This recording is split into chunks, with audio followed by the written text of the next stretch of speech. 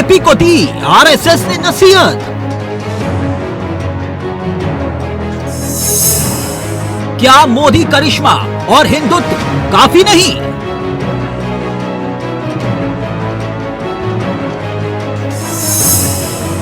क्या बीजेपी को है आत्ममंथन की जरूरत?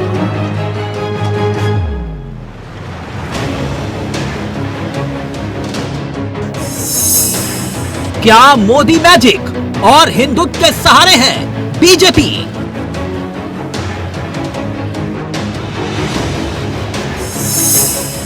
आरएसएस की दो टूक, स्थानीय नेतृत्व को करो मजबूत।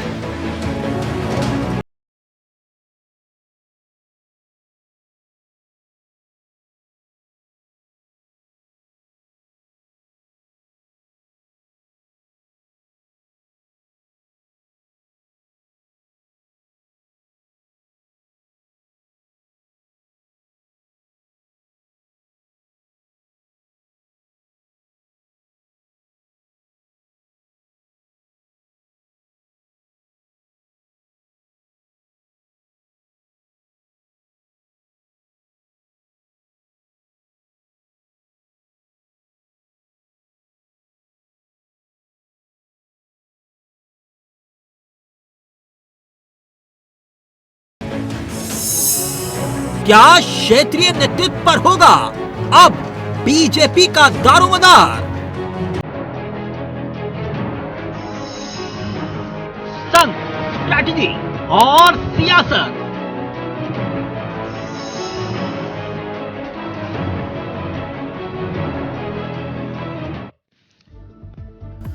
तो क्या कर्नाटक में मिली हार के बाद बीजेपी को राष्ट्रीय स्वयंसेवक संघ यानी कि संघ आरएसएस आत्ममंथन करने की नसीहत दे रहा है? संघ ने क्या वाकई में बीजेपी को आगाह किया है 24 के चुनाव से पहले? यह बात क्यों, आज यह विषय क्यों उठा है? दरअसल संघ का मुख्य पत्र कहा जाने वाला ऑर्गेनाइजर, उसमें एक एडिटोरियल आया और उसमें कहा गया कि जीत के लिए हर जगह सिर्फ देश के प्रधानमंत्री नरेंद्र मोदी और हिंदुत्व ही काफी नहीं है। ये बड़ी बात है और इसमें भी कोई दो राय नहीं कि बीजेपी के भीतर सबसे बड़ा करिश्माई चेहरा देश के प्रधानमंत्री हैं। जहां यह मान लिया जाता है कि बीजेपी चुनाव हार सकती है, वहां सिर्फ और सिर्फ मोदी मैजिक काम आता है। अब आगे क्या है उस लेख में? उसमें आरएसएस ने बीजेपी के मिशन 2024 को देखते हुए कुछ सलाह दी है। आरएसएस ने इस दौरान पार्टी को साफ किया है कि बिना मजबूत जनाधार, अब बात समझिएगा, बिना मजबूत जनाधार और क्षेत्रीय लीडरशिप के चुनाव, क्योंकि क्षेत्रीय लीडरशिप का जिक्र है, जो मजबूत जनाधार के लोग हैं, नेता है, उनके बिना चुनाव जीतना आसान नहीं है। दरअसल बीजेपी ने कर्नाटक में चुनाव प्रचार के दौरान स्टार प्रचारकों को, खास तौर पर देश के प्रधानमंत्री नरेंद्र मोदी और हिंदुत्व पर ही जोर दिया था। कर्नाटक चुनाव में इस तरह के कई मुद्दे उठाए जो कि सीधे तौर पर हिंदुत्व से जुड़े हुए थे। बीजेपी इन मुद्दों के दम पर एक तरफा जीत दर्ज करने की हुंकार भर रही थी। हालांकि जनता ने साफ तौर पर जनादेश कांग्रेस के पक्ष में दे दिया, यानी कि कांग्रेस को जीत का ताज पहना दिया। कांग्रेस के लिए ना सही, पर बीजेपी के लिए यह निश्चित तौर पर एक बड़ा झटका साबित हुआ। अब संघ ने अपने आर्टिकल में लिखा है कि प्रधानमंत्री नरेंद्र मोदी का करिश्मा और हिंदुत्व के विचार सभी जगहों पर चुनाव जीतने के लिए काफी नहीं है। इस आर्टिकल में साफ तौर पर लिखा गया है कि आइडियोलॉजी और केंद्रीय नेतृत्व बीजेपी के लिए हमेशा सकारात्मक पहलू हो सकते हैं, लेकिन जनता के मन को भी पार्टी को समझना होगा। संघ ने क्या अपने, जो उनका मुख्य पत्र कहा जाता है, उसमें इस लेख के जरिए बीजेपी को सलाह, सुझाव या रणनीति बदलाव के लिए एक संकेत दिया है। और चर्चाएं इसलिए भी महत्वपूर्ण हैं क्योंकि खबरें ये आ रही हैं कि बीजेपी जल्द ही संगठन के स्तर पर, सरकार के स्तर पर कुछ बड़े बदलाव करने जा रही है। बीजेपी कर्नाटक चुनाव में केंद्र के मुद्दों को लेकर चुनावी रण में उतरी थी, लेकिन कांग्रेस ने स्थानीय मुद्दों को ही अपने साथ जोड़े रखा। तो क्या यही उसकी जीत की वजह रही? संघ ने बीजेपी की उस रणनीति पर भी सवाल उठाए हैं जिसमें पार्टी ने जातीय मुद्दों के जरिए वोट को अपनी तरफ खींचने का प्रयास किया। संघ ने कहा है, यानी कि इस मुख्य पत्र में कहा गया है, जो कहा जाता है संघ कि पार्टी ने यह कोशिश उस राज्य में की जो कि टेक्नोलॉजी का हब है। इस पर संघ ने चिंता जाहिर की है। आपको बता दें कि जब केंद्र में प्रधानमंत्री नरेंद्र मोदी सरकार आई, यानी कि 2014 के बाद से पहली बार किसी राज्य के चुनाव में बीजेपी करप्शन के मुद्दे पर बचाव करती हुई दिखाई दी। पहली बार ऐसा हुआ है। जिन राज्यों में चुनाव हुए उन राज्यों का आकलन करिए और कर्नाटक का आकलन करिए। कर्नाटक में पहली बार ऐसा हुआ जब बीजेपी पर सीधे तौर पर करप्शन के आरोप लगे और बीजेपी ने उसका बचाव किया। इतना ही नहीं, यह भी पहली बार हुआ जब संघ ने बीजेपी को चुनावों को लेकर नसीहत दी। अब इसके कई मायने निकाले जा रहे हैं और आज हम इसी पर ही चर्चा करेंगे और समझेंगे कि आखिरकार संघ का यह सुझाव, संघ की यह नसीहत, इसके क्या मायने हैं और क्या क्या कुछ लिखा गया है उस आर्टिकल में, वो हम आगे आपको बता भी रहे हैं। और आज इसके मायने भी समझने की कोशिश करेंगे कि आखिरकार संघ जो सलाह दे रहा है बीजेपी को, उस हिसाब से रणनीति में बदलाव क्या वाकई में होने जा रहा है।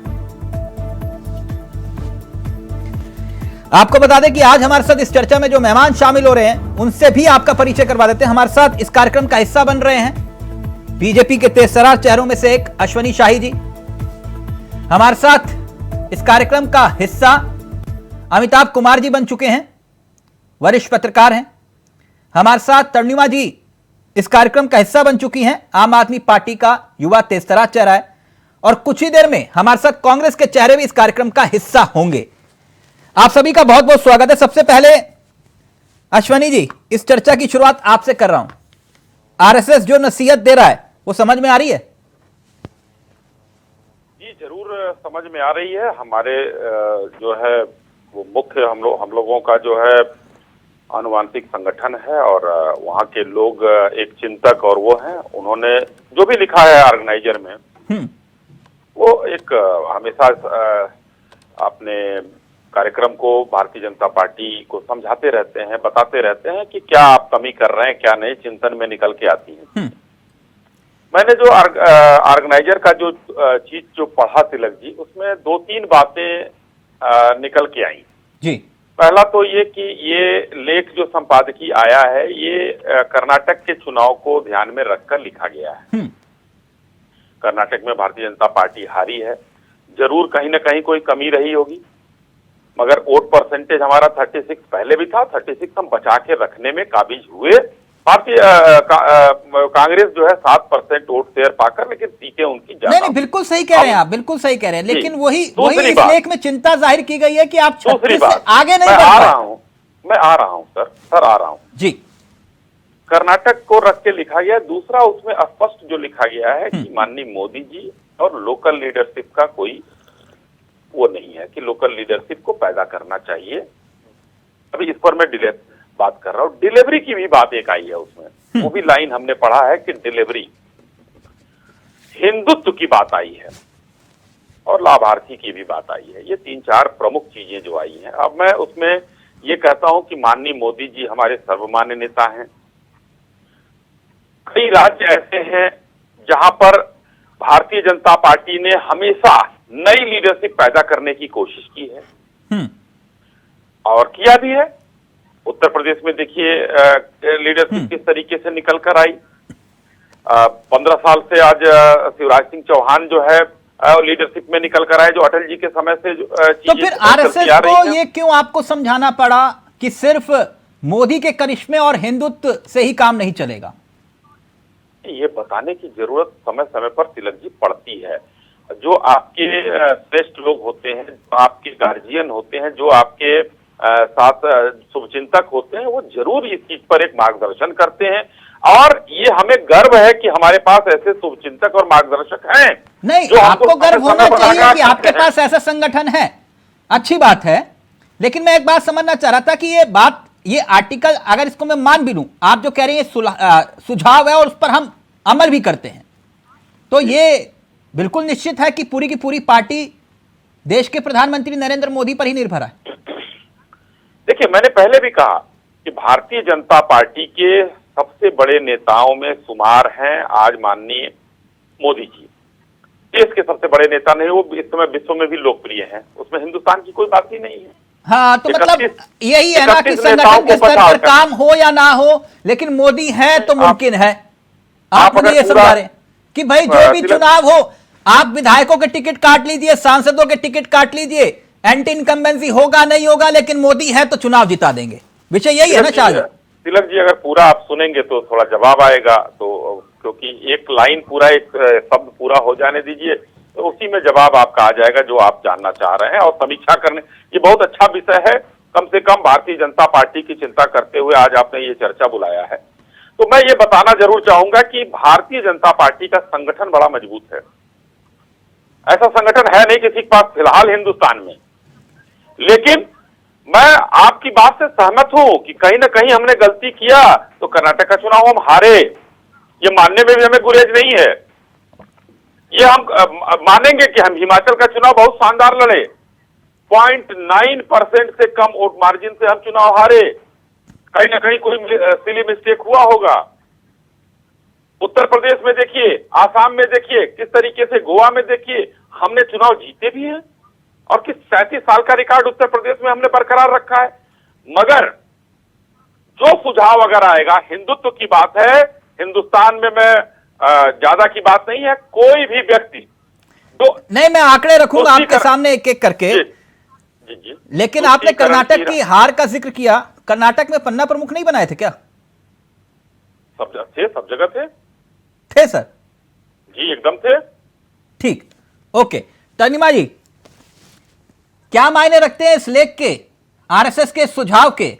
वो ये कह रहे हैं कि सुझाव मिला, बहुत अच्छी बात है और उस पर अमल भी होगा। देखिए, अब मोदी जी की जादूगरी अब खत्म होने वाली है, क्योंकि मैं बात बताती हूँ कि अगर रसगुल्ला जो बहुत फेवरेट होता है लोगों का, अगर उसे भी डेली खिलाया जाए तो उससे भी कभी ना कभी तो नफरत हो जाती है कि इतना मीठा रोज कौन खाएगा।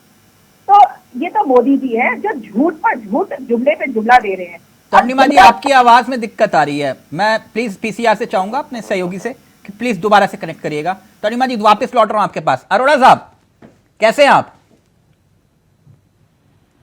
कर्नाटक की हार के बाद इस लेख के कई मायने निकाले जा रहे हैं, आप किस नजरिए से देखते हैं? देखिए, भारतीय जनता पार्टी का संगठन आरएसएस है। वो कोई सुझाव दे, क्योंकि गुरु बिना ज्ञान नहीं। तो आरएसएस भारतीय जनता पार्टी की गुरु है, गुरु मंत्र देती रहती है। ये इनका निजी मामला है, इसमें कोई टिप्पणी नहीं। लेकिन एक बात जरूर है तिलक जी, आपके पास भी शायद एक ऐसा संगठन हुआ करता था, सेवा दल करके, वो नहीं, कहाँ आज भी है? है, आज भी है। है? सेवा दल आज भी है, तिलक जी। अच्छा, है। जी। अच्छा अच्छा, तो मेरा मेरा मतलब कहना है ना सर वो अभी? बिल्कुल बिल्कुल। अच्छा, बिल्कुल। कहीं दिखते नहीं है? नहीं, बिल्कुल दिखते हैं। अच्छा, वो सुझाव धागे- मांगते हैं उनसे आप? नहीं, बिल्कुल बिल्कुल। हमारा जो सेवा दल है एक धागे की तरह काम करता है, जो मोतियों को पिरो के माला बनाता है, जो धागा दिखता नहीं है। हाँ, वो सेवा दल। धागा नहीं दिखता वो है ना सेवा सर? दल, वो सेवा दल है। अच्छा, जहां तक प्रश्न था, आपने प्रश्न किया आरएसएस का और मोदी जी का। हाँ, मुझे लगता है आने वाले समय में आरएसएस वाले इन्हें हर चुनाव में, चाहे मध्य प्रदेश का हो, चाहे राजस्थान का हो, हाँ। चाहे किसी राज्य का हो, बार बार सुझाव देंगे। और एक सुझाव ये भी आएगा कि हमारे प्रधानमंत्री, देश के प्रधानमंत्री जिस प्रकार से गाड़ी चलाते हैं फुल स्पीड से, इनको लाल बत्ती का ध्यान रखना चाहिए। इनको स्पीड ब्रेकर्स का ध्यान रखना चाहिए। ये वो ज्ञान वो देंगे, उसमें हम कोई टिप्पणी नहीं करेंगे। लेकिन अगर आरएसएस वालों को भारतीय जनता पार्टी अपना गुरु मानती है तो उनकी बात माननी चाहिए। और जहां तक उन्होंने बात रखी है, नहीं अरोड़ा साहब, मैं एक मिनट, ये बात सही है। अगर आप ये बात कह रहे हैं कि गुरु के बिना ज्ञान नहीं, उनकी बात माननी चाहिए। इनके पास ज्ञान देने के लिए तो बहुत लोग हैं, आपके पास तो है भी नहीं, जिसको आपने खुद भी कबूल किया। लेकिन मुझे एक बात बताइए, अगर आप चेहरे का ही जिक्र करते हैं, क्योंकि हम यहां पर बहस नहीं कर रहे, चर्चा कर रहे हैं, मैं इसलिए ये बात कह रहा हूं, राज्यों के चुनाव और लोकसभा के चुनाव में अंतर होता है, ये बात तो स्वीकार करते हैं ना सर? बिल्कुल ठीक। और यही एक आधार है कि जब देश के प्रधानमंत्री राज्यों में जाकर अपने राज्यों के मुख्यमंत्री या फिर वहां की आवाम से वोट मांगते हैं बीजेपी के लिए, तब नतीजे कुछ और होते हैं। और जब लोकसभा के चुनाव में वो अपने लिए वोट मांगते हैं तो नतीजे कुछ और होते हैं। मैं गलत तो नहीं कह रहा? बिल्कुल ठीक तिलक जी, होता है ना ऐसा? बिल्कुल बिल्कुल। 14 में ऐसा हुआ, 19 में ऐसा हुआ, बिल्कुल। जहां जहां मोदी ने अपने लिए वोट मांगे वहां पर जनता ने बम्पर वोट दिए। ये भी हकीकत है कि नहीं? बिल्कुल तिलक जी, हकीकत है। हाँ। लेकिन मैं बताता हूँ, जीवन के अंदर और राजनीति दोनों में एक चक्र चलता है, चक्र। ये चक्र है सृष्टि का, राजनीति का। जो ऊपर हुआ है वो डाउन भी होगा। हाँ। ऐसा नहीं है कि मोदी जी ये कहेंगे कि मैं हर बार मैं ही जीतूंगा। हाँ। जनता के वोट से जीतते हैं। और बहुत अच्छी हमने बात। इतने, बिल्कुल तिलक जी, बहुत हमने अच्छी इतने बात। साल, हाँ, इतने साल ऐसा भी नहीं है ना कि इंदिरा इज इंडिया और इंडिया इज इंदिरा, ऐसा भी तो नहीं है। बिल्कुल सही कह रहे हैं आप। अगर वो होता, हाँ, तो आज जिन्होंने सत्ता कहा से था बाहर वो नहीं होते। गलत कहा था ना, इसका मतलब नहीं, मानिए इस बात। मैं कह रहा हूँ, हाँ। अगर आज वो बात होती तो हम सत्ता से बाहर नहीं होते। हाँ, सत्ता से बाहर अब जिन्होंने जब- कहा जब उनके बारे में पूछिए कि क्यों कहा था Indira is India, India is Indira. खैर, देखिए। तर्णिमा जी, अब ये आकलन किस तरह से देखा जाए? क्या मोदी मैजिक का जिक्र जो कर रहा है आरएसएस, या फिर हिंदुत्व का जिक्र कर रहा है, क्या नेतृत्व कमजोर पड़ रहा है? देखिए, इस देश में अब मोदी मैजिक तो खत्म हो चुका है। लोग भी अब तंग आ चुके हैं उनके जुमलेबाजी से, उनके झूठ से तंग आ चुके हैं। अब कुछ ऐसे राज्य हैं जहां पर ये हार चुके हैं, जैसे हिमाचल अभी हारे हैं, पंजाब हारे हैं, अब कर्नाटक भी हार गए। अब कर्नाटक में जहां 40% कमीशन वाली सरकार चल रही थी, जनता भी तंग आ गई थी, सारे लोग तंग आ गए थे, तो कहीं ना कहीं बदलाव तो होना था। अब येदियुरप्पा जैसे भ्रष्टाचारी को आप फिर से मुख्यमंत्री का चेहरा बनाकर उतारेंगे तो जनता क्यों एक्सेप्ट करेगी? बिल्कुल एक्सेप्ट नहीं करेगी। अब मोदी जी के साथ क्या दिक्कत है, अगर जीतती है तो मोदी जी का चेहरा लगा दिया जाता है जीतने के नाम पर, और अगर हार गई तो बेचारे नड्डा जी का चेहरा लगा देते हैं। ये बड़ा दुर्भाग्य है नड्डा जी के साथ। तो ये तो इस भाजपा में नहीं होना चाहिए। और संगठन के साथ जो भेदभाव हो रहा है भाजपा में, जो कार्यकर्ताओं के साथ हो रहा है, और यानी वन मैन शो चल रहा है, आप ये कह रहे हैं? संघ, बिल्कुल संघ की मजबूती के साथ भाजपा जीती है और जीतती रही है। लेकिन अगर संघ को दरकिनार करेंगे तो ये फिर कभी जीत नहीं पाएंगे। तो संघ अगर इनसे नाराज है, जिस राज्य में संघ के प्रमुख रहेंगे, ये उस राज्य में कभी भी नहीं जीत पाएंगे। हाँ, चलिए, ये बात तो आपने मानी कि ये हाँ संघ जो है मजबूत है, ये बात तो आपने स्वीकार। अभी आपने पन्ना प्रमुख की बात की थी। देखिए, पन्ना प्रमुख जो है ये एक छलावा है। पूरे अगर राज्य को ढूंढा जाए तो पन्ना प्रमुख क्या होता है कि हर 10 घर या 20 घर पे एक पन्ना प्रमुख होता है इनका। लेकिन ऐसा वन मैन शो का मतलब समझते हैं आप? One man show, one man show, one man show ही तो चल रहा है इस नहीं, उसका मतलब तो समझते हैं ना आप जी? जैसे उदाहरण के तौर पर आप किसी राज्य के मुख्यमंत्री हैं और दूसरे राज्य में मोहल्ला क्लिनिक के लिए उद्घाटन करना है, आप दूसरे राज्य के मुख्यमंत्री के काम के बीच में जाकर कहेंगे कि नहीं मैं रिबन काटूंगा, इसका मतलब होता है वन मैन शो। तो वन मैन शो के चक्कर में ही तो सारा संगठन चल रहा है। वन मैन शो का मतलब होता है कि दिल्ली के मुख्यमंत्री पंजाब की योजनाओं को जाकर फीता काट रहे हैं। अब आपको इस चीज का ध्यान रखना चाहिए, इनको रखना पड़ेगा कि अगर योगी उत्तर प्रदेश में कोई काम करते हैं तो उसका रिबन काट ले, मोदी जी को नहीं आना चाहिए। हाँ। अब योगी जी को नीचा गिराने के लिए मोदी जी रिबन काटने आ जाते हैं। अब योगी जी का कद बढ़ गया। देखिए, अगर वो इस राज्य के मुख्यमंत्री हैं, कोई भी राज्य का, नहीं, योगी जी का कद बढ़ा है ना, आप मान रहे हैं? नहीं, बिल्कुल। अगर आप किसी भी राज्य के मुख्यमंत्री हैं, अमिताभ जी, आ रहा हूँ तर्णिमा जी आपके पास आ रहा हूँ। एक महत्वपूर्ण सवाल अभी आ रहा हूँ आपके पास। अमिताभ जी, आप लोगों ने ज्ञान दे दिया, मैं भी जरा ज्ञान ले लूँ ना। अमिताभ जी मेरे वरिष्ठ हैं, उनसे ज्ञान ले लूँ जरा। इस लेख के क्या मायने निकाले जाएं? बड़ी चर्चाएं हो रही है इस लेख की कि आरएसएस ने सुझाव दिया, सलाह दी, और अश्वनी जी कह रहे हैं हां हमारे बड़े हैं, सलाह देते हैं, हम मानते हैं। नहीं, बात सही है। देखिए, ये तो मानना ही पड़ेगा कि भाजपा जो है दरअसल आरएसएस की हमारे देश में जो है राजनीतिक चेहरा जो है भाजपा जो है वो आरएसएस का ही चेहरा है और जमीनी स्तर पर आरएसएस काम कर रही है और वर्षों से काम कर रही है। इससे इनकार तो नहीं किया जा सकता और इस बात का शिद्दत से महसूस भी किया जा रहा था कि केंद्र स्तर पे तो इनको एक ऐसा ठोस नेता मिल गया जो एकदम पूरे शक्ति के साथ और भ्रष्टाचार मुक्त शासन देने की कोशिश कर रहा है और लोग मान रहे हैं उस बात को लेकर के। इतना ज्यादा उत्साह जनता में आया है और इतना ज्यादा सपोर्ट मिल रहा है। मैंने हालत अब यहाँ तक चली गई थी कि निगम के चुनाव में भी मोदी जी का ही नाम लिया जा रहा है। तो आरएसएस को चिंता नहीं, ऐसा देश में तो पहली बार नहीं हुआ ना अमिताभ जी। ये तो अगर मैं गलत नहीं हूं तो इंदिरा गांधी के वक्त भी ऐसा होता था, राजीव गांधी के वक्त भी ऐसा ही होता था। और अगर दिल्ली की मैं बात करूं तो केजरीवाल के नाम पर ही वोट मांगे निगम में, और पंजाब में भी केजरीवाल के नाम पर जाकर वोट मांगे। मैं आपको बता दूं, जैसे निगम का चुनाव और जब विधानसभा के चुनाव होते हैं तो स्थानीय मुद्दे हमेशा प्रमुख होते हैं और निगम के चुनाव में तो स्थानीय मुद्दे ही नहीं, मुद्दे के साथ में अपने रिश्तेदारी और दोस्ती, ये सारी चीजें भी प्रमुख हो जाती हैं। सर मैं आपकी बात मान गया, सबसे मुश्किल अगर कोई चुनाव है तो वो निकाय का चुनाव है, लेकिन निकाय का चुनाव भी सर अतीक के मुद्दे पर जाकर चुनाव लड़ दिया जाता है। वहां पे गली मोहल्ले में सड़क बिजली पानी पर नहीं लड़ा जाता।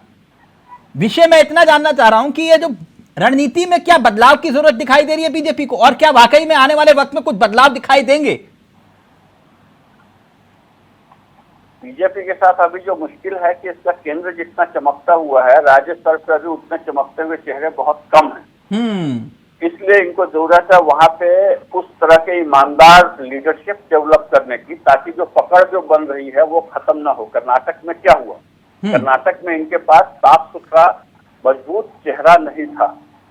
येदियुरप्पा वगैरह पर भ्रष्टाचार के आरोप खूब लगे हुए हैं, वो सभी लोग जानते थे। और जो वहाँ की सरकार जो काम कर रही थी, निश्चित रूप से भ्रष्टाचार वहाँ पे काफी छाया हुआ था और जनता इसको देख रही थी। जनता बहुत स्पष्ट देखती है। इस बात पे ये संतोष कर लेना कि हमारे वोट नहीं घटे हैं, ये गलत है, ये रणनीति गलत है, ये हार इनको स्वीकारनी चाहिए अच्छे तरीके से। अच्छा, कांग्रेस अजय अरोड़ा साहब इसमें कुछ उम्मीद देखें अपने लिए? देखिए, जहां तक उम्मीद एक मिनट अमिताभ जी कुछ उम्मीद दिखाई दे रही है कांग्रेस को अपने में इसमें? कांग्रेस को बिल्कुल उम्मीद दिखाई दे रही। कांग्रेस ने तो कर्नाटक जीतने के बाद ये समझ लिया है कि अब तो पूरे देश में फिर वो लहर चल जाएगी। हालांकि ये कांग्रेस का भ्रम है क्योंकि कर्नाटक का भी ना एक अपना नेचर रहा है। उसके जो इलेक्शंस की एक पद्धति रही है, जैसे हिमाचल में रही है। अरोड़ा साहब, भ्रम में आप लोग जो बात अमिताभ जी कह रहे हैं, देखो कि भ्रम में आप? मेरे बड़े भाई हैं, अभी पत्रकार हैं, इनको मैं सम्मान करता हूँ। जहाँ तक हमें कोई भ्रम नहीं है, हम जनता के वोट से जीते हैं और जनता के वोट नहीं मिलते तो हार जाते हैं। अब परिवर्तन का समय आ गया है। मैंने कहा ना, परिवर्तन। अब देश में जितने राज्यों में चुनाव होना है वहाँ परिवर्तन देखने को मिलेगा, इससे भ्रम नहीं। हमने जमीनी स्तर पे काम किए हैं। नहीं, इस बात पर फिर अड़िग रहना, फिर जी इस बात पर अड़िग रहना। बिल्कुल अड़िग, बिल्कुल अड़िग रहेंगे। तिलक जी, आज की डिबेट हम रिकॉर्ड कर लेंगे। आपकी बात हम स्वीकार करते हैं, मानते हैं। तो फिर अगर हार होगी तो हार ही स्वीकार करिएगा? नहीं, बिल्कुल। फिर ये मत बोलेगा कि ईवीएम में हार तौबा हो गई। नहीं, जहाँ हार होती है तिलक जी, मैं बड़ी शालीनता से आके आपके चैनल पे स्वीकार करता हूँ। जिन राज्यों में हारता हूँ, जब आपकी मेरी डिबेट होती है तो मैं स्वीकार करता हूँ कि जनता ने हमें नहीं चुना, हमारी कमी रहेगी होगी, उसमें कोई दिक्कत नहीं। मैं अभी क्लियर करवा दूं आपको। एक मिनट चंडिमा जी, ये राजस्थान, मध्य प्रदेश, तेलंगाना, क्या प्रोग्राम है आप लोगों का? देखिए, ये तो पार्टी तय करेगी कि हमारा प्रोग्राम क्या है, लेकिन हम लोग सभी तीनों राज्यों में शायद चुनाव लड़ रहे हैं। राजस्थान में हमारी तैयारी अच्छी चल रही है, मध्य प्रदेश में पक्का लड़ेंगे ना? बिल्कुल, राजस्थान में बहुत अच्छी से तैयारी चल रही है। हरियाणा में भी सुनने में है बहुत अच्छी प्लानिंग है आप लोगों की। हरियाणा में भी प्लानिंग है और ये आपका मध्य प्रदेश में भी है। हाँ, तो अरोड़ा साहब, कोई समस्या तो नहीं? नहीं नहीं, देखिए, इसमें समस्या क्या है? हम लोग नहीं, मैं पूछ रहा हूं उनसे, क्योंकि वो कह रहे थे गुजरात में आप लोगों की वजह से है। पार्टी लोकतंत्र है, संविधान है, तन्नीमाली हमारा लड़ना चाहिए। अधिकार है मैं तो चुनाव लड़ने का। मैं तो कह रहा हूं जाके लड़िए, कहीं भी चुनाव हो, देश में किसी भी कोने पर लड़ना चाहिए आपको। दिक्कत इन लोगों को होती है, मतलब कांग्रेस को, कि ये कहते हैं कि आप लोग बी टीम है। गुजरात में आप लोगों ने अगर ये सहयोग ना किया होता बीजेपी का, तो इतिहास ना रचा होता। कुछ इस तरह की बातें करते हैं लोग। एक मिनट, मैं तभी नहीं, पूछ रहा हूँ, देखिए, अरोड़ा साहब, कोई आपत्ति तो नहीं दिक्कत आपको? कांग्रेस के साथ, देखिए मेरी बात पूरी हो जाए, दिक्कत तो कांग्रेस के साथ साथ भाजपा को भी है। अब आप देखिए, परेशानी तो हर पार्टी को एक दूसरे से रहती है, ये रहती ही है, और जो जीतेगा वही सिकंदर कहलाएगा।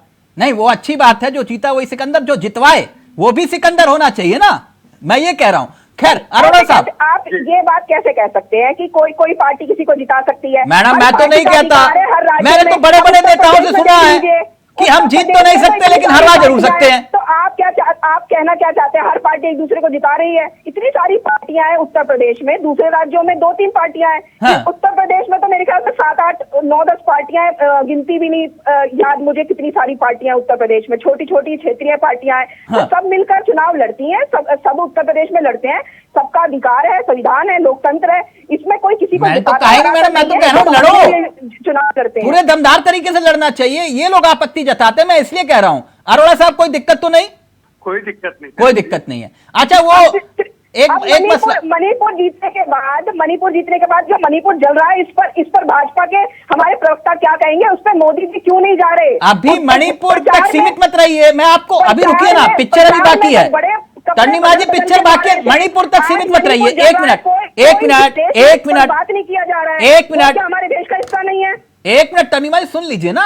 कुछ भी हो, सबसे ओल्ड पार्टी है अरोड़ा साहब की, कोई मजाक थोड़ी ना है। अरोड़ा साहब, ये अध्यादेश को लेकर मामला क्लियर है ना? आप केजरीवाल जी के साथ जा रहे हैं। देखिए, कौन किसके साथ जाएगा ये समय तय करेगा, पार्टी का शीर्ष नेतृत्व नहीं, वो तो समय के ऊपर थोड़ा ना छोड़ेंगे आप सब कुछ, कि हाँ कांग्रेस पार्टी का भला हो जाएगा अपने आप, थोड़ी ना होगा सर। मेहनत तो करनी पड़ेगी ना उसके लिए। तिलक जी, मैंने ये भी कहा है, मैं इसलिए पूछ रहा हूँ केजरीवाल जी के साथ हो कि नहीं, जनता को बताओ तो सही। ये हमारा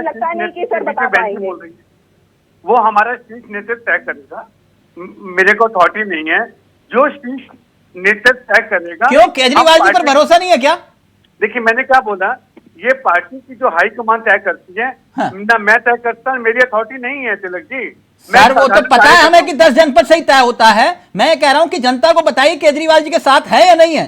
मैंने क्या बोला, हाँ। ये पार्टी की लाइन, जो हमारा शीर्ष नेतृत्व, जो हमारे सीनियर लीडर, जो हमारे हाई कमान तय करेगा, अगर वो तय करेगा तो हम पार्टी के साथ हैं।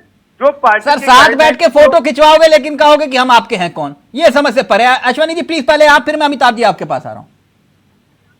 देखिए, अभी आपने सवाल पूछा और अजय जी जो है बार बार कन्नी काटते हुए नजर, वो बहुत सही है, हम्म, क्योंकि मामले थोड़े अलग हो जाते उस समय। और अच्छे स्तर पे अभी जैसे जो हर साल जो सर्वेक्षण वगैरह हो रहे हैं, वो भी बता रहे हैं कि मोदी जी काफी आगे चल रहे हैं सबसे।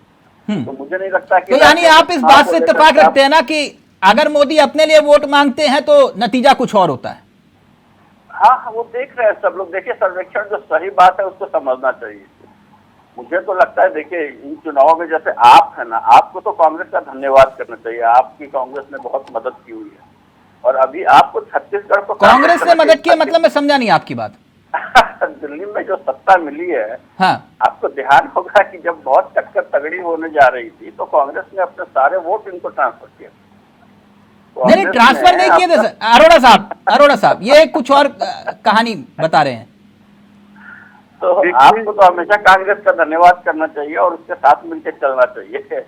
मैं बहुत साफ साफ बात बता रहा हूँ। और अभी जो परिस्थितियां हैं, अरोड़ा साहब की चुप्पी भी कुछ कहते हैं ना, हाँ, चुप हो जाओ अगर। नहीं, मैंने कहा जो प्रश्न करेंगे तो मैं उत्तर दूंगा। नहीं, प्रश्न क्या, हो तो बहुत कुछ बोल गए अमिताभ जी। देखो, अमिताभ जी बोल गए। हाँ। उन्होंने जो कहा कि हमारा सारा वोट बैंक ट्रांसफर हो गया, लेकिन सूबे का भटका शाम को वापस आ जाए तो भटका नहीं कहलाता। वोट सुनिए अमिताभ जी, आप मेरे बड़े भाई हैं और मैं आपका सम्मान करता हूँ। तिलक जी, मैंने कहा ना कि रानी के पेट से राजा पैदा नहीं होता, जनता के वोट से होता है। अब वोट ट्रांसफर हो, समझ में आ गया या नहीं, समझ आ गया बिल्कुल तिलक जी। मैं हमेशा बोलता हूँ जब समय आएगा, और जहां तक आम पार्टी की बात की, जो इन्होंने कहा परिवर्तन आया, इसमें कोई संदेह नहीं है।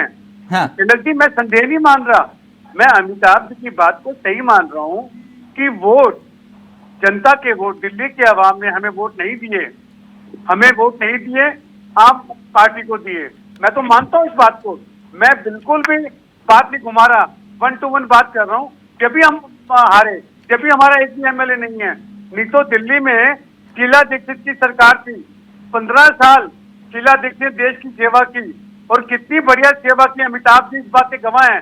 कितने फ्लाईओवर, कितने हॉस्पिटल केजरीवाल जी कर रहे हैं आज सेवा, आपको आपत्ति है क्या? नहीं, हमें कोई आपत्ति नहीं, हम तो कहते हैं कि उन्हें काम करना चाहिए। तो कर तो रहे हो? नहीं, मैं कह रहा हूँ कि जो उनपे मुकदमे चल रहे हैं भ्रष्टाचार के, किन पर? भ्रष्टाचार भी नहीं होना चाहिए। ना ना ना ना, कहाँ चल रहे हैं केजरीवाल पे? कौन सा भ्रष्टाचार का मुकदमा बता दो मुझे। नहीं, इनडायरेक्टली तो है। इनडायरेक्टली कैसे है सर? देखिए सत्येंद्र, उनपे कोई मंत्रालय नहीं है, हम केजरीवाल साहब के सर उनके पास वो इतने पढ़े लिखे हैं कि वो कभी कलम नहीं चलाते, मालूम है ना आपको? बिल्कुल बिल्कुल। हाँ, तो फिर कैसे डायरेक्ट भ्रष्टाचार से जोड़ दिया आपने उनको? मैंने क्या बोला? हाँ। कि अभी मैंने कहा दूध का दूध, पानी का पानी, ये न्यायालय तय करेगा, मैं और आप तय नहीं कर सकते। सर आप भ्रष्टाचारी क्यों बोल रहे हैं केजरीवाल जी को? मुझे आपत्ति है। केजरीवाल की सरकार बोली है। हाँ, तो केजरीवाल की सरकार मतलब? नहीं, केजरीवाल सरकार पे जो भ्रष्टाचार के मुकदमे लगे हैं, हाँ, चाहे सिसोदिया जी हो, हाँ, और मुकदमे आपने लोगों ने लगवाए हैं? नहीं, कांग्रेस ने पैरवी की है। हमने कोई मुकदमे नहीं लगवाए, हमने तो कोई मुकदमे नहीं लगवाए। हम तो बात करते थे कि ये दिखते हैं। एक अश्विनी जी, हमने तो ये बात रखी कि जिस प्रकार से आम आदमी पार्टी जीत के आई थी, हाँ। इन्होंने कहा था कि शीला दीक्षित सरकार में घोटाले हो गए, कहाँ हो गए, कहाँ गया लोकपाल? तो मैं कह रहा हूँ कि कुछ मुद्दों पे जब सरकार जीत के आती है, हाँ, तो लोग कटघरे में खड़ा करते हैं। तरणीमा जी जवाब दे दीजिए। वो एक कह रहे हैं कि बताओ शीला दीक्षित ने कौन सा घोटाला किया, दिखाओ, बताओ कहाँ है लोकपाल। बात तो सही कह रहे हैं, कह रहे वो नहीं पूछेंगे, हम पूछेंगे। तरणीमा जी का ऑडियो प्लीज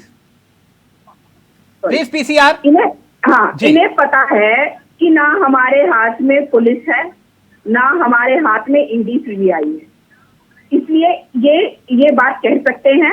और जिस भ्रष्टाचार की ये बात कर रहे हैं, जिसमें मनीष सिसोदिया जी को और हमारे जैन साहब जी को अंदर डाल रखा है, ये भाजपा भी जानती है कि जबरदस्ती डाल रखा है। अभी तक कोई भी सबूत पेश नहीं कर पाई है, बस किस कारण क्या रिपोर्ट पेश करती है जज के सामने सीबीआई ईडी, ये तो उनके वकील जाने और जज जाने। लेकिन जिस तरीके से बर्ताव हमारे मंत्री, हमारे नेताओं के साथ किया जा रहा है, ये देश का दुर्भाग्य है। आज 7 घंटे के लिए उन्हें बाहर निकाला गया, वो अपनी पत्नी से मिलने गए हैं, तो उसमें भी पुलिस ऐसे निगरानी कर रही है, उनकी बातें सुन रही है जैसे कोई आतंकवादी हो। तरणीमा जी, आतंकवादी, आप विद्वान प्रवक्ता है इसलिए पूछ रहा हूँ आपसे, आप विद्वान प्रवक्ता है इसलिए आपसे पूछ रहा हूँ।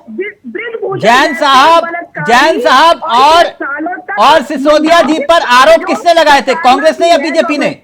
उस पर कोई बात नहीं करने जा रहा, उस पर। तरणीमा जी सवाल तो सुन लीजिए, मैंने आपसे पूछा जो जैन साहब और सिसोदिया जी पर आरोप लगाए थे वो कांग्रेस ने लगाए थे या बीजेपी ने? आप विद्वान प्रवक्ता है इसलिए सवाल पूछ रहा हूँ, किसने लगाए थे? देखिए, आरोप तो दोनों ने मिलकर लगाए, और बीजेपी ने ईडी सीबीआई भेज दी, क्योंकि ईडी सीबीआई तो मोदी जी के हाथ में है। नहीं, आरोप दोनों ने लगाए तो ईडी सीबीआई बीजेपी ने भेज दी।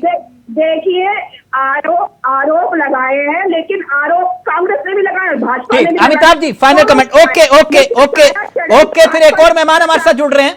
अमिताभ जी का जरा एक फाइनल कमेंट ले लूं। एक मिनट, अब तथ्यों पर आ जाइए। 4 अहम राज्यों में मध्य प्रदेश, राजस्थान, छत्तीसगढ़ और तेलंगाना इसी साल के अंत में चुनाव होने, ठीक अमिताभ जी? और इसमें से सिर्फ और सिर्फ बीजेपी के पास एक राज्य है जहां पर उसकी सरकार है, वो है मध्य प्रदेश।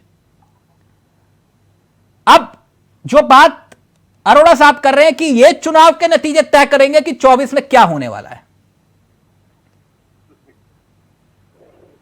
नहीं, ठीक है, आशाएं बढ़नी चाहिए, उमंगे बढ़नी चाहिए, हिम्मत बनता है, 1 विकेट मिल जाता है तो फिर और विकेट लेने के लिए आदमी में जोश आ जाता है।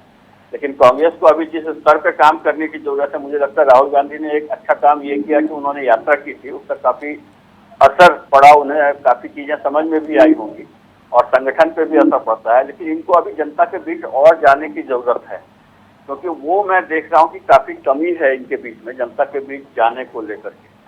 और जो राजस्थान की स्थिति है, राजस्थान में बिना उत्तर प्रदेश को छुए सत्ता मिल सकती है? देखिए, उत्तर प्रदेश में तो हालत बहुत पतली है, कांग्रेस तो मुझे कहीं नजर ही नहीं आती है। उत्तर प्रदेश में कांग्रेस कहीं नहीं नजर आती है। जो भाजपा के बाद का नंबर है वो है समाजवादी पार्टी का। समाजवादी पार्टी की ही कुछ वहाँ पे स्थिति है जो ठीक ठाक है, तो मुझे नहीं लगता कि कोई भी वहाँ पे असर पड़ने वाला है। और मानते हैं लोग कि उत्तर प्रदेश रास्ता है केंद्र का। Okay Amitabh ji, thank you sir, वक्त दिया आपने। एक और मेहमान हमारे साथ इस कार्यक्रम का हिस्सा होंगे कुछ ही देर में, लेकिन अरोड़ा साहब एक बात समझना चाह रहा था, जो बात अमिताभ जी ने कही उसी बात को आगे ले जा रहा हूं। उत्तर प्रदेश के बिना आप सोच सकते हैं सत्ता का सपना? नहीं, उत्तर प्रदेश बड़ा राज्य है, जहाँ तक सपने की बात है सपने साकार होते हैं। नहीं, कैसे होते हैं उसके लिए मेहनत करनी पड़ती है। हम सपने के साथ साथ कार्य भी करते हैं। कैसे? उदाहरण के तौर पर उत्तर प्रदेश में कौन सा कार्य किया आपने?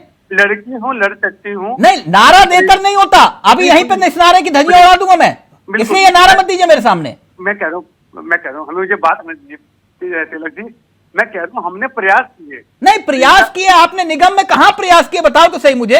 देखिए कहाँ चुनाव लड़े? देखिए, आप जाके पूरा का पूरा कर्नाटक में जोड़ लगा दिया आपने। उत्तर प्रदेश जहां से जो है सत्ता का रास्ता निकलता है वहां पे आप दिखाई नहीं दिए। देखिए, आपका कार्यकर्ता आपके साथ क्यों खड़ा होगा बताइए ना। उत्तर प्रदेश में अगर हमारा रिजल्ट अच्छा होता तो आज आप चर्चा भी ना करते उत्तर प्रदेश की। हमारा रिजल्ट, आपका प्रदेश अध्यक्ष कौन है उत्तर प्रदेश में बताइए सर? नहीं, मैं कह रहा हूँ नाम बताइए मुझे। देखिए, बताइए ना। तिलक जी एक सेकंड। तिलक जी, मैं कह रहा हूँ उत्तर प्रदेश में हमारी जो जमीनी स्तर पे हम काम कर रहे हैं। सर नाम बताइए अपने प्रदेश अध्यक्ष का मुझे। देखिए, आप चर्चा का विषय सुनिए, चर्चा का विषय मैं कह रहा हूँ हमने अजय लल्लू के टाइम पे भी, आप अध्यक्ष नहीं है, जब चुनाव लड़ा, जब महीना से चुनाव लड़ा, ठीक है, हमें वहां वोट नहीं पड़े, लोगों ने स्वीकार नहीं किया। सर लल्लू जी प्रदेश अध्यक्ष नहीं आप थे? हाँ थे। आज कौन है बताइए ना। मैंने बोला उत्तर प्रदेश, बिल्कुल आपकी इस बात से इत्तेफाक रखता हूँ कि रास्ता उत्तर प्रदेश से जाता है। आप मुझे घुमा रहे हैं? नहीं, घुमा नहीं रहा, आप पत्रकार हैं, आपको मैं घुमा रहा। मैं कह रहा हूँ कि अब वहां की जो प्रभारी और हमारी महासचिव प्रियंका गांधी वाड्रा ने और राहुल गांधी ने ज्यादा काम किया। प्रियंका गांधी वाड्रा ने उत्तर प्रदेश के अंदर जब कोरोना काल के अंदर हाहाकार मचा हुआ था, हमने बसेस लगाई। मैं कुछ कह रहा हूं सर, आप कुछ और बोल रहे हैं।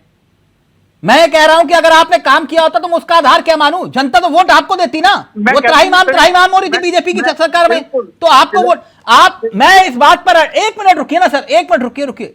मैं चैप्टर यही क्लोज कर रहा हूं। आप कितने गंभीर है मैं आप लोगों को बता रहा हूं। अगर आपको खुद प्रदेश अध्यक्ष का नाम मालूम होता ना सर, तब आपके कार्यकर्ताओं को मालूम होता, ग्रास रूट के नेताओं को मालूम होता। आप कंपेयर कर रहे हैं योगी आदित्यनाथ और अपने प्रदेश अध्यक्ष को, या अखिलेश यादव और अपने प्रदेश अध्यक्ष को। आप लोगों को अपने प्रदेश अध्यक्ष का नाम नहीं मालूम? मैंने क्या बोला तिलक जी, मैंने कहा प्रदेश का नाम भी बताऊंगा। और दूसरी बात, जहां तक आपने कहा कि हमने काम नहीं किया, हमने काम किया लेकिन हमारी कमी रह गई, लोगों ने हमें स्वीकार नहीं किया। जब भी अगर लोग हमें स्वीकार करते तो उत्तर प्रदेश में हम होते। अश्वनी शाही जी जल्दी से, फिर दीपक शंधार भी जुड़ गए हमारे साथ जी। देखिए तिलक जी, अजय भाई जो है जो बात कह रहे हैं, अभी मैं जो चुनाव आने जा रहे हैं, मैं पिछला अभी कर्नाटक और हिमाचल की ही बात कर लेता हूं। ये लोग उसमें जोड़ रहे हैं कि 24 के चुनाव के पहले ये होगा, 24 का चुनाव। आपने स्पष्ट रूप से कह दिया माननीय मोदी जी अपने लिए वोट मांगते हैं तो जनता है एकदम भरभरा कर, क्योंकि उनकी नीतियां, उनकी लोक कल्याण, जन कल्याण की नीतियां बहुत ही प्रभावशाली हैं। अभी कर्नाटक में ये चुनाव जीते और सभी चीजों पर 200 यूनिट बिजली फ्री कंडीशन, महिलाओं को रुपया कंडीशन, महिलाओं को बस यात्रा कंडीशन, वहां कंडीशन की सरकार हो गई है। और जैसे ही हिमाचल का चुनाव जीते, वहां 500 रुपए में सिलेंडर, कोई कंडीशन नहीं, कंडीशन है भारत सरकार की सब्सिडी, उसके बाद 200 यूनिट बिजली फ्री, तो कंडीशन है। कंडीशन है सर, कंडीशन है। नहीं, अभी तिलक जी अपने रिसर्च टीम से कहिए हाँ। कि वहाँ की कंडीशनल सरकार के बारे में जाने। हाँ। हिमाचल प्रदेश में 3 रुपया पेट्रोल डीजल बढ़ा, 10 लाख रुपया जो प्राइवेट बसें चलती हैं उन पर टैक्स लगाया गया। तो यानी 22 और बिजली के बिल में कितनी बढ़ोतरी हुई? शाहिद जी, 3 रुपए बिजली का बिल बढ़ ओके गया। ओके, एक मिनट 2 दीपक रुपया शंगार जी जुड़ गए। 89 एक मिनट। यानी आप 500 रुपए के सिलेंडर का विरोध करते हैं? मैं क्या कह रहा हूं, मैं बिजली के बिल का बात कर रहा हूं, आप सिलेंडर की बात कर रहे हैं। मैं सिलेंडर की बात नहीं सर, आप लोग तो 2014 से पहले सिलेंडर की बात करते थे। 2 रुपया 89 पैसे, सुन तो लीजिए सर। हाँ। 2 रुपया 89 पैसा वहां पर बिजली बढ़ा दी गई कर्नाटक में। हाँ। और जिसको 200 जो आता था, 200 यूनिट बिजली आती थी, उसको जो है 10% मिलेगा, यानी कि 110 पर, मतलब समझिए 110। अच्छा, सिलेंडर की बात नहीं करूंगा। ऐसा लगेगा शाहिद जी, मैं और साहब सिलेंडर की भी कहा करते हैं, आप खाली सिलेंडर नहीं। अच्छा, वो आपने कहा था कि दिवाली और होली में फ्री मिलेगा सिलेंडर, मिल रहा है सर? एकदम दिया जा रहा है। मिल रहा है सर? आप पता करिए, दिया जा रहा है। मैं पूछ रहा हूं सर आपसे, हमने दिवाली दिया और है, होली एकदम मिल रहा है? एकदम दिया जा रहा है, दिवाली और होली की तहत दिया जा रहा है। बल्कि आप- दिवाली होली हर अरे देखिए भाई, आप बीच में कहाँ बोल रही हैं, तो फिर मैं भी बोलना शुरू करूँ तो आवाज आपको कम करना पड़ेगा। ये आम आदमी पार्टी के लोग ये का कसम खा के बैठे हैं कि दूसरे के बीच में जरूर बोलेंगे। नहीं, आप बीच में मत बोलिए। एक मिनट, दीपक शंगार, फिर नहीं, तो वक्त जरूरी दूंगा, है पूरा ऐसा। वक्त दूंगा। एक नहीं मिनट, तो पंजाब में 2 मंत्री भ्रष्टाचार में बंद, दिल्ली में 2 मंत्री नहीं, भ्रष्टाचार वाला भी जमानत हो मुद्दा। नहीं एक रही है। मिनट। नहीं, मुद्दा अगर है तो भाई हम लोग भी बीच में चिल्लाएं। नहीं शाहिद जी, आप जानते हैं मैं चिल्लम चिल्ली नहीं, हम चर्चा कर रहे हैं ना मैं अच्छे सुन से। रहा हूँ तो ये बैठी है मोहतरमा, तो ये क्यों बोल रही है भाई बीच में? अच्छा शाहिद जी, वो अच्छा ठीक है। अपने टर्न पे बोले। अभी मैं ये आपने कहा सिलेंडर वाला विषय जो है, इसको चैप्टर को क्लोज करता हूँ। ठीक सर, बिजली वाले पर भी बात कीजिए। हाँ, बिजली वाले पर भी अलग से चर्चा रखेंगे। अभी सिलेंडर वाला विषय क्लोज करता हूँ। महंगाई जो बढ़ा है तो यही जाएगा अभी मध्य प्रदेश, छत्तीसगढ़, राजस्थान में, ठीक यही सर, मुद्दा होगा। ओके दीपक शंगार, आ रहा हूं। एक मिनट सरकार। अश्वनी जी, अब मैंने चैप्टर क्लोज कर दिया। एक मिनट, अब नहीं कर रहा सिलेंडर वाले विषय पर चर्चा। ओके दीपक शंगार जी, पहले क्लियर कर दूं, फिर उसके बाद अरोड़ा जी और तन्निमा जी वरना सवाल उठाएंगे। दीपक शंगार राजनीतिक विश्लेषक के साथ साथ आरएसएस माइंडेड भी हैं। ठीक, अब इस पर आपत्ति मत जताइएगा।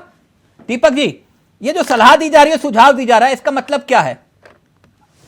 खतरे की घंटी है बीजेपी के लिए? नहीं, ऐसा तो नहीं है। खतरे की घंटी कहाँ है, ऐसा नहीं है। तो फिर आरएसएस जो बात कह रही है कि मोदी के करिश्मे पर ही विश्वास मत करो, हिंदुत्व के एजेंडे पर ही मत चलो।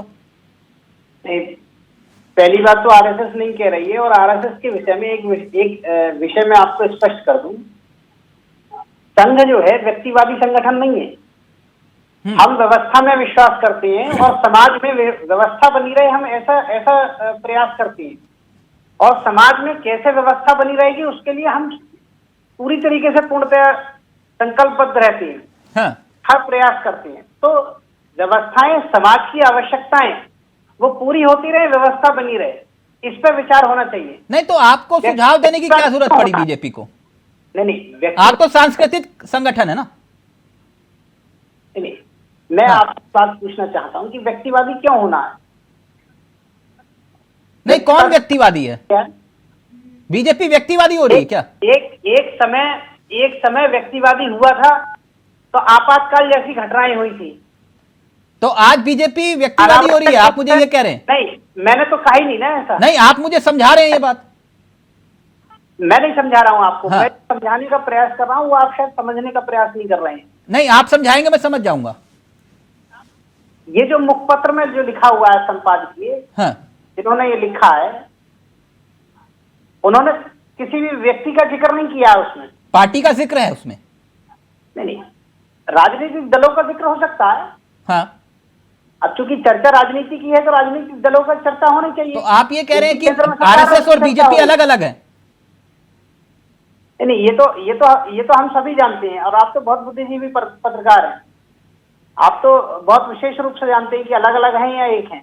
इस पर मुझे दोबारा से चर्चा हर बार करने की आवश्यकता नहीं है, इस प्रश्न का उत्तर देने की। अरोड़ा जी प्लीज जल्दी से, फिर मैं तन्निमा जी को वक्त दूंगा। देखिए, मैं आरएसएस के मित्र से आपने बात घुमा दी। इन्होंने जो पत्र में लिखा है उसमें प्रधानमंत्री जी को भी लिखा है कि प्रधानमंत्री जी जब वोट मांगते हैं जिन राज्यों में, और हिंदुत्व की बात भी की, तो चुनाव क्यों हारे, इस पे परिचर्चा होनी चाहिए, सुझाव होना चाहिए। ये तो बात है व्यक्ति विशेष की, और पार्टी के लिए भी उन्होंने बोला है, तो इस बात को डिनाई ना करें। हालांकि हमारा इसमें कोई टिप्पणी करना बनता नहीं है, इनका निजी मैटर है, क्योंकि आरएसएस और भारतीय जनता पार्टी एक सिक्के के दो पहलू हैं, ये जाने वो जाने, लेकिन जो पत्र में लिखे उसकी चर्चा जरूर होनी चाहिए। जल्दी से दीपक। ऐसा आपको लगता है अजय जी, जो समाज से निकलता है वो सबका होता है, और जो सबके हित में कार्य करता है वो समाज का होता है। अजय जी, ये बात तो बिल्कुल सही है ना दीपक जी की। आरएसएस ने थोड़ी ना प्रधानमंत्री बनाया, जनता ने चुना है ना, तभी तो प्रधानमंत्री बने मोदी। बिल्कुल ठीक बात है, लेकिन जब चुनाव होकर के कुछ कार्य हुआ है जमीनी स्तर पे चले, ये कोई एक मिनट, ये कोई किंगडम डायनेस्टी की सरकार थोड़ी है कि जब मन दीपक चाहा आपातकाल लगा दिया, मैं कहता हूं अकारण कि आप किसी बीजेपी संगठन के को काम करते हैं जो है बैन कर दिया, और ये भी नहीं बताया कि कारण क्या है। आरएसएस जो बीजेपी मन के में लिए आया काम करती फैसला है ले या लिया, नहीं? या आरएसएस जब बीजेपी मर्जी के लिए आया। देखिए अब ये गलत पहलू हो गया ना, आरएसएस बीजेपी के लिए। अब ये भी हो सकता है बीजेपी आरएसएस के लिए काम कर रही है, फिर दोनों जब मन में के लिए आया, काम करते हैं। किसी जब मन में किसी के आया विचार तो राजकुमार ने जो है अध्यादेश और फाड़ दिया। और संदेश प्लीज चलता जल्दी है नागपुर जी। से, संदेश चलता है नागपुर से, डिसीजन नागपुर लेता है हमेशा, मुझे मालूम है। नागपुर की आवाज इसका मानी कोई जाती साक्ष्य है क्या हमें कोई आपके पास? दिक्कत नहीं है। नहीं, इसका नागपुर कोई की बात साक्ष्य है क्या माने, आपके पास? हमें कोई दिक्कत नहीं कोई है, हमें साक्ष्य कोई हो तो दिक्कत बताइए। नहीं है। चाहे बात कुछ करें तो तर्क चाहे करें, देश बात कुछ नागपुर ऐसी चलाए। करें जिससे टंडीमा जी, बात हो आपके पास। टंडीमा जी, एक मिनट, फिर मैं अलग से 4 मिनट दूंगा अश्वनी शाही जी को। एक मिनट सिर्फ एक कमेंट। टंडीमा आप जी, समाज की बात कर रहे हैं। टंडीमा जी, एक मिनट आदेश टंडीमा जी, पर चले आए। टंडीमा जी, फिर मैं 4 मिनट अलग से दूंगा अश्वनी शाही जी को। एक बात मैं आपसे जानना चाह रहा हूं, ये 24 का चुनाव, एक तरफा आप कह रहे हैं कि विपक्षी एकता का भी एक है प्रश्न है, क्या वाकई केजरीवाल चंद्रशेखर बन पाएंगे? मेरी बात समझ रहे हैं ना आप? या वीपी सिंह बन पाएंगे? जननेता, ये समझिए, जननेता। आवाज नहीं आई, आप एक बार रिपीट करिए। मैंने कहा चंद्रशेखर या वीपी सिंह बन पाएंगे केजरीवाल, लगता है आपको? देखिए, ये तो जनता तय करेगी कि आपको भी यकीन नहीं है? नहीं, देखिए, लोकतंत्र है, संविधान है, यहाँ पर वोटिंग के साथ चुनाव होता है, ना कि ये कोई राजतंत्र है कि किसी को भी राजा बना के घोषित कर दिया जाए। तो इसलिए जनता तय करेगी। अभी संघ के हमारे साथी जो दीपक जी हैं, उन्होंने बड़ी अच्छी सी बात कही। उन्होंने कहा कि व्यक्तिगत राजनीति नहीं होनी चाहिए, और संघ ने कहा कि काम की राजनीति होनी चाहिए। तो मुझे लगता है कि संघ के जो विचार है वो बदल रही है भाजपा से। मुझे लगता है कि भविष्य में एक मिनट अश्वनी जी, भाजपा को अश्वनी छोड़ जी के किसी और पार्टी में पीछे से जाने चला वाली लीजिए। है। ओके, और ये एक मिनट अश्वनी जी को वक्त देंगे। एक मिनट के साथ ही खड़ी होने वाली है। मुझे ऐसा लगता है कि भविष्य में संघ जो है वो बदलेगी, वो भाजपा को छोड़ने वाली है। अच्छा, जिस तरीके से बयान गुजरात में भी आया था, गुजरात के प्रमुख जो है वहाँ के, उन्होंने भी ऐसे ही कहा था भाजपा को लेकर, मोदी जी को लेकर, और आज कर्नाटक में भी इन्होंने यही कहा। तो मुझे लगता है कि संघ अब कुछ विचार बदल रहा है, और बदलाव के साथ कुछ नया देखने को आपको कुछ महीनों सालों में लगेगा, शायद दिखेगा। ठीक। संघ समाज का है, मैं बहन जी आपको क्लियर कर दूं, संघ समाज का है, संघ समाज से है। तो संघ समाज का है, तो अश्वनी जी का ऑडियो रहेगा। अश्वनी जी, अब सुन लीजिए, टंडीमा जी आपके काम आएगा, सुन लीजिए आगे है, जहां चिल्पो नहीं होती, यहाँ एक मिनट प्रयास ना करें। ओके दीपक जी, एक मिनट, अभी चिल्पो नहीं है, आप लोग जानते हैं चिल्पो मुझे वैसे भी अच्छी नहीं लगती। एक बात उदाहरण के तौर पर इस आंकड़े को समझना होगा, क्योंकि आप लोग कह रहे हैं कि बीजेपी मजबूत हो रही है, और कुछ आंकड़े और भी हैरान करने वाले, उन आंकड़ों का भी एक जिक्र कर लेते हैं। अश्वनी जी, अब कुल मिला के, क्योंकि करेक्ट करिएगा आंकड़े, मैं जानता हूं आप अध्ययन करके बैठते हैं, अब बीजेपी 15 राज्यों में बची है बहुमत के साथ। आपके पास सिर्फ 6 राज्यों में और सहयोगी पार्टियों के साथ 9 राज्यों में आपकी सरकार चल रही है। क्या मैं सही हूं या गलत? जी सही आंकड़ा। दूसरा आंकड़ा, मई 2018 से लेकर 2023, यानी कि इन पिछले 5 सालों में देश भर में 31 विधानसभा चुनाव हुए, 31। इसमें बीजेपी सिर्फ और सिर्फ अपने दम पर 6 चुनावों में पूर्ण बहुमत लेकर आई। क्या यह आंकड़ा सही है या गलत? सही है। सही है। राज्यों में सरकार आपने बनाई 16। मई 2018 में 6 राज्यों में चुनाव हुआ। मैं अब आपके सामने जो आंकड़े रख रहा हूं वो साल दर साल के रख रहा हूं। साल 2018 में 6 चुनाव हुए राज्यों में, छत्तीसगढ़, कर्नाटक, मिजोरम, राजस्थान, तेलंगाना।